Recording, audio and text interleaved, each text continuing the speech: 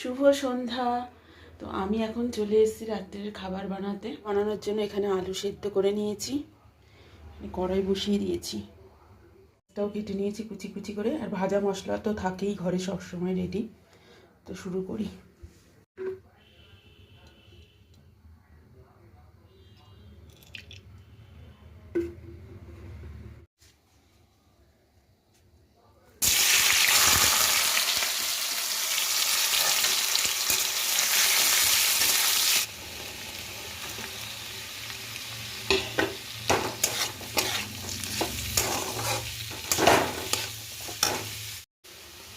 এবার একটু নুন দেব, বিট নুনই দিচ্ছি, একটু বেশি টেস্ট হবে ওই জন্য।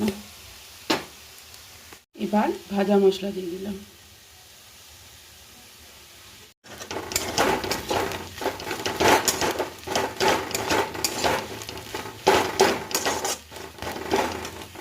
আলুর পুর রেডি হয়ে গেছে। এখন এটা ঠান্ডা হওয়া পর্যন্ত অপেক্ষা করব, তারপরে বানাবো।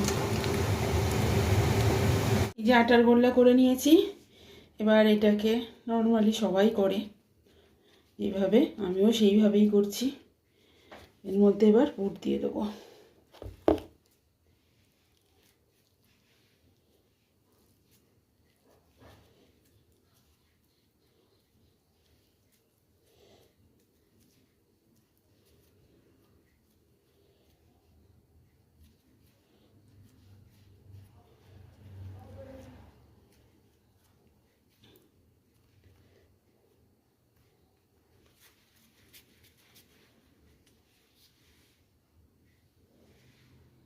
যে পুর দিয়ে রেডি করে নিয়েছি, বেলবো এখন। আমি কিন্তু আটা দিয়েই বেলবো, আর এটা পুরো আটার, কোনো ময়দা নেই এর মধ্যে, আটা দিয়েই করছি।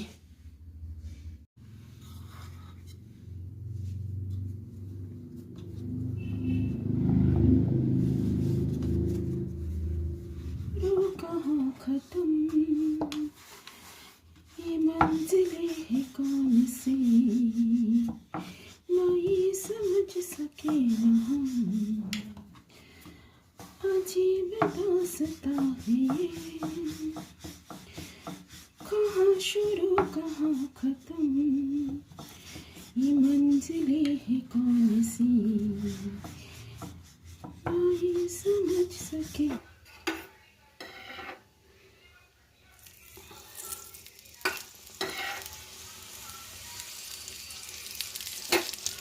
ये फुलेगा तो सुंदर।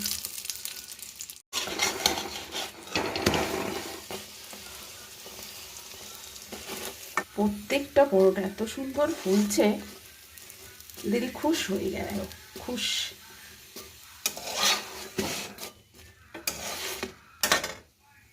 এবার পরোটা দিয়ে খাওয়ার জন্য আমি একটা রায়তা মতন বানিয়ে নিচ্ছি। রায়তা মতন না, রায়তাই বানাচ্ছি টক দই দিয়ে।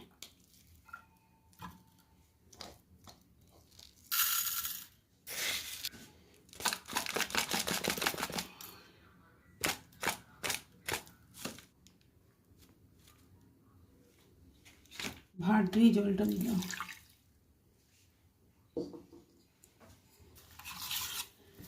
बुलाया गले से भी लगाया, बहुत समझाया ना समझा, बहुत भोला है बेचारा, न जाने किस पे आएगा।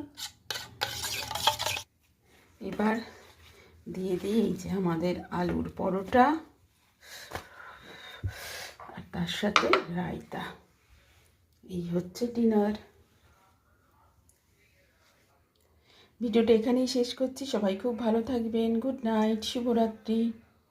যে টুলদা অনেকদিন পর আলু পরোটা, গরম গরম আলু পরোটা খাচ্ছি, খুব ভালো লেগেছে, খুব টেস্টি।